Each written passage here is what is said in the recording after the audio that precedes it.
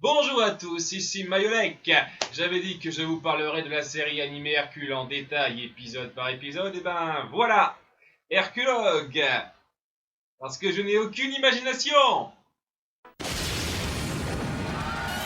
Avant toute chose, j'aimerais rapidement résumer mon avis global sur la série avant de faire un bilan plus détaillé pour la conclusion. Qui viendra d'ici quelques années parce que ça va pas être court. Je n'aime pas cette série pour plusieurs raisons, mais je ne l'exècre pas non plus. En fait, je pense que je l'aurais même relativement appréciée si je l'avais suivie enfant. Mais ce n'est pas le cas. Et en tant qu'adulte, pour moi, cette série ne vaut pas grand-chose. Et si vous l'avez suivie enfant, je peux parfaitement comprendre qu'elle vous botte. Mais dans ce cas-là, n'oubliez pas d'admettre que votre nostalgie entre en jeu. Il y a des vieilles séries que j'ai suivies enfant et qui m'apportent beaucoup de bons souvenirs, mais quand j'y rejette un œil aujourd'hui, je me rends bien compte qu'elles ne volaient pas haut et qu'elles ont su me plaire simplement parce que j'étais enfant. Autre point dont j'aimerais discuter, l'ordre de diffusion. Comme pour la série Tarzan et beaucoup d'autres, l'ordre de diffusion des épisodes a été complètement chamboulé. Et vu que cette série se fiche de sa continuité, ça n'a pas fait une grande différence. Mais j'ai quand même envie de traiter cette série dans l'ordre prévu par les créateurs. J'ai donc cherché le bon ordre des épisodes, et par ça je veux dire que j'ai lu la page Wikipédia française, et c'est cet ordre-là que je vais suivre. Mais assez bavassé, c'est parti pour l'épisode 1, Hercule et la première rentrée. Hercule, le tout-puissant héros légendaire au panthéon des héros, fut confronté à des dangers trop effrayants pour le commun des mortels. On commence par une intro avec les 5 muses qui fait écho à l'intro du film. Et probablement le plus grand défi d'entre tous... L'école! Excusez-moi. L'école, chérie, ça c'est une épreuve. Ah oui, l'école, la pire épreuve qui soit. Ceux qui disent ça doivent avoir vécu une très belle vie professionnelle. Chérie, qu'y a-t-il de pire que de peigner une gorgone? Passer sa première journée dans une nouvelle école. Bon, si on passe le fait que l'éducation ne se passait pas comme ça en Grèce antique, faudra vraiment qu'on m'explique ce cliché. Qui a jamais souffert d'être le nouveau de l'école? Les autres élèves n'en ont rien à foutre que vous soyez nouveau. Quoi qu'il en soit, les muses démarrent leur narration chantée. Le jeune Herc, à présent, comme tout adolescent, fait des rêves héroïques. Et pas de barbe qui nous pique. Ça méritait vraiment de rougir, ça. Elle réagit comme si elle avait dit « et pas de poils » sur la bille. À moins que ce soit l'allusion au détournement de mineurs qui la fasse rougir. Bref, Zeus force Philoctète à envoyer Hercule à l'école et le lendemain, Hermès vient en visite pour faire de l'exposition. En première page ce matin, la fabuleuse Académie Prométhée accueille le très prometteur Hercule. Et pour faire un tour de magie. Aïe aïe aïe, j'ai oublié les bananes. Mesdames et messieurs, ces bananes se sont transformées en d'autres fruits. Un bateau scolaire vient chercher Hercule après ça. Un bateau-bus qui dessert une île de 2 habitants. Attendez-moi! Et oh, Hercule est un tel en beauté. Oh, oh, oh. J'espère que ça vous a fait rire parce que vous en boufferez de ces trucs-là dans la série. Et pourquoi il va pas à l'école en Pégase? Donc, tous les élèves du bateau doivent faire le chemin à la nage. Ils auraient dû mourir noyés avant d'avoir atteint le rivage, mais bon, comédie, tout ça. Hercule se voit donner sa carte d'élève et un numéro de casier. 11. Ah, 11. Non, pas celui-là! Comment ça se fait que c'est pas son casier alors que les numéros correspondent?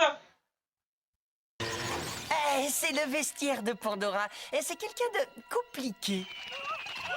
Quand on voit ce genre d'extrait, on comprend que les créateurs ont sincèrement lu la mythologie grecque. Mais ils l'exploitent mal. Sérieusement, si vous ne connaissez pas Pandore, vous ne comprendrez pas cette blague. Et si vous saisissez la blague, elle est super faible.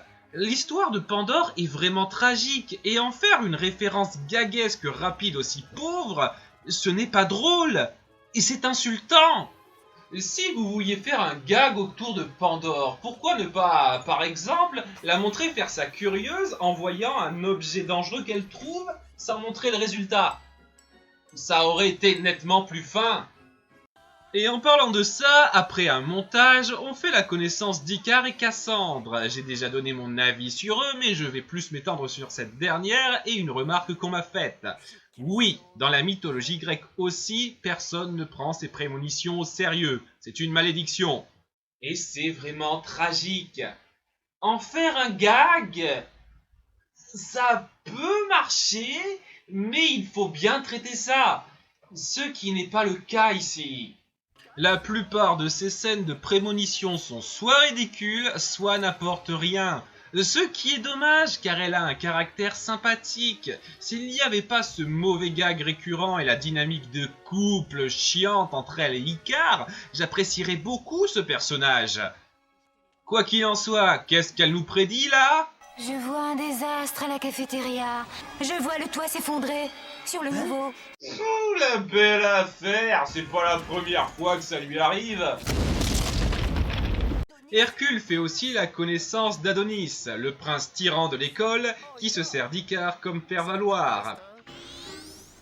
Chose qu'on ne le verra pas faire dans tout le reste de la série. Et notre apprenti héros essaie de lui dire 2 mots. Humiliez-le sur le champ. Il me semblait qu'il avait une super force. Hey, tu as laissé tomber ça. J'ai vu des gorgones avec des portraits plus réussis.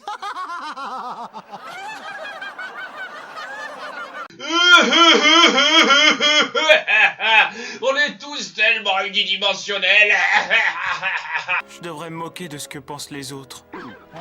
Mais quoi, je n'y arrive pas, voilà tout. Hercule veut mieux se faire voir par l'école et décide de leur prouver sa valeur en allant à la rencontre d'un monstre pour le battre. Au même moment, au royaume des monstres, on découvre Echnida, la mère de tous les monstres. Et comme quasiment tous les personnages introduits dans la série, c'est un personnage gâché. Elle aurait pu avoir une présence imposante, mais elle est quasiment tout le temps cantonnée au caractère de la mère Rombière. Oui, Hadès était comique dans le film lui aussi, mais d'une part, il était drôle, lui, et il avait quand même une malice et il dégageait un peu d'effroi. Là, rien. Bref, Echnida se plaint que son fils Cyclope à 2 têtes ne mange que de la nourriture fast-food. Vos frères et vos sœurs sont sur terre jour et nuit. Ils éventrent des armées entières. Ils font le tri des cités souveraines et ne mangent que les meilleurs. Waouh, on lance nonchalamment que des milliers de gens meurent. Et c'est pas comme si on montrait les monstres en question se faire stopper à un moment dans la série. À partir d'aujourd'hui, vous suivrez une diète sévère. Vous ne mangerez plus que la crème des huiles, comme un roi ou un prince, ou à la rigueur, un héros. Quoi qu'il en soit, peu après, il tombe sur Hercule dans les bois. Il est raciste. Eh bien, regarde la date d'expiration. D'habitude, c'est en dessous, c'est ça? Il essaye de les battre, mais n'arrive qu'à faire l'andouille. Ce sera un gag récurrent.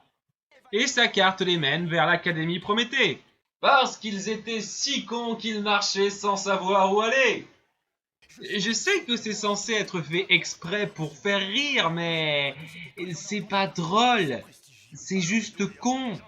Et cette dernière phrase résume ma pensée d'une bonne partie de la série. Bref, ils attaquent l'école le lendemain matin. Monsieur Euclide a même pas fait cours, c'est à cause des cyclopes monstrueux et tout ça. Combien de têtes? 2, je crois. Ça pourrait être un nouveau, il paraît qu'il a une carte. Et le portrait dessus est horrible. Comment t'as pu la voir de près?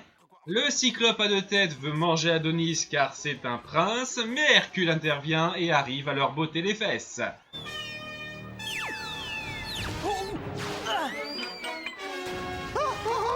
Il pouvait pas les battre avant quand il était préparé, non? Et au passage, je dis bien qu'il leur botte les fesses, il ne les tue pas. C'est un des trucs qui me gave un peu dans la série. Il a beau savoir que ce sont des monstres irrécupérables qui tuent des gens, à chaque fois, il se contente de les tabasser, sans même les faire enfermer parfois. Je veux pas dire, mais dans le film, on le voyait clairement tuer les monstres qu'il croise. Bon, juste après ça, le mur de la cantine lui tombe dessus comme Cassandre l'avait prédit, mais comme il est super fort, ça ne lui fait rien bien entendu. Donc c'était une prémonition qui n'a servi à rien. Adonis s'approprie la victoire contre le Cyclope à deux têtes et Hercule accepte de ne pas recevoir les honneurs la tête haute. Une idée intéressante qui aurait collé avec le film si la série était restée dans cette optique. Mais ce n'est pas le cas. Donc Hercule s'est fait de nouveaux amis, un nouveau pan de vie commence pour lui, etc. Fin typique.